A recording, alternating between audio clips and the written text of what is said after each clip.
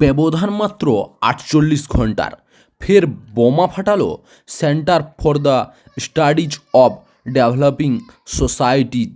মূল্যবৃদ্ধির বেকারত্ব নিয়ে দেশবাসীর মনোভাব তুলে ধরে আগের রিপোর্টে মোদী সরকারের কপালের ভাঁজ চওড়া করেছিল কেন্দ্রীয় সরকারের অর্থ সহায়তায় চলা এই ঐতিহ্যবাহী সমীক্ষক সংস্থা। ভোটের মুখে যা নিয়ে কার্যত দিশাহারা গেরুয়া শিবির, আর এবার জনমত যাচাই করে সরাসরি সংশয় প্রকাশ করা হয়েছে মোদী সরকারের ক্ষমতায় ফেরা নিয়েও। কি আছে সেই সমীক্ষায়?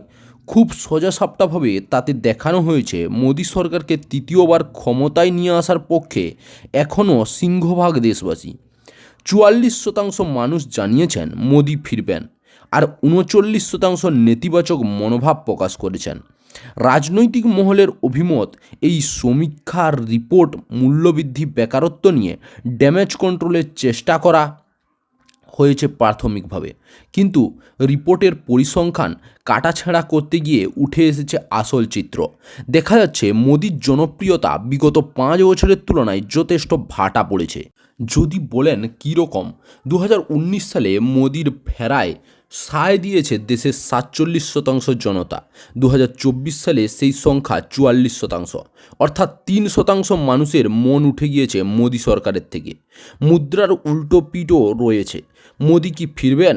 ২০১৯ সালে এই সমীক্ষায় নেতিবাচক উত্তর দিয়েছিলেন ৩৫%, এবার সেই সংখ্যা বৃদ্ধি পেয়েছে ৫%, অর্থাৎ দেশের ৩৯% মানুষ মনে করছেন এবার আর মোদী ফিরবেন না।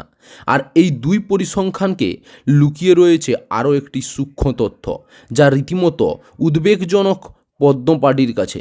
কারণ মোদী সরকারের পক্ষে থাকা এই সমীক্ষার রিপোর্টে মোদী সরকারের পক্ষে এবং বিপক্ষের শতকরা হারের মধ্যে দূরত্ব উল্লেখযোগ্যভাবে কমেছে।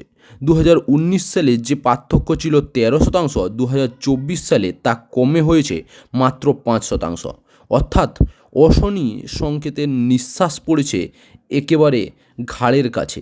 উদ্বেগের শেষ এখানেই নয়, কারণ ভোটারদের একাংশ মুখে কুলুপ এঁটেছেন সমীক্ষায়। ১৭% উত্তরদাতা বলেছেন তারা এই নিয়ে কোনো মতামত দেবেন না, অর্থাৎ নো কমেন্টস। ভোট সমীক্ষার পরিভাষায় এদের বলা হয় সাইলেন্ট ভোটের অথবা ফ্যান্সিটার। কার্যত তাঁদের ভোটের জয় পরাজয় নির্ণায়ক হয়ে যায় অনেকটাই, যা বিজেপির জন্য যথেষ্ট চিন্তার।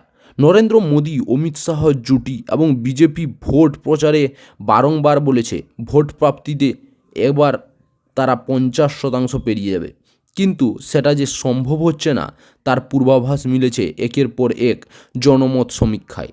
দ্বিতীয় উদ্বেগ হলো এই ৫%-এর পার্থক্য যদি সামান্য ওদিক এদিক হয়ে যায় তাহলে আসন প্রাপ্তির ক্ষেত্রেও বড়সড় ফারাক হয়ে যায়। তো এ বিষয়ে আপনাদের কি মতামত কমেন্ট করে জানাতে ভুলবেন না। ভিডিওটা ভালো লাগলে অবশ্যই ভিডিওতে লাইক করবেন, চ্যানেল নতুন হলে অবশ্যই চ্যানেলটা সাবস্ক্রাইব করবেন, আর পাশে থেকে বেল আইকনটা ক্লিক করে অল নোটিফিকেশন অন করে রাখবেন। জয় হিন্দ, জয় ভারত।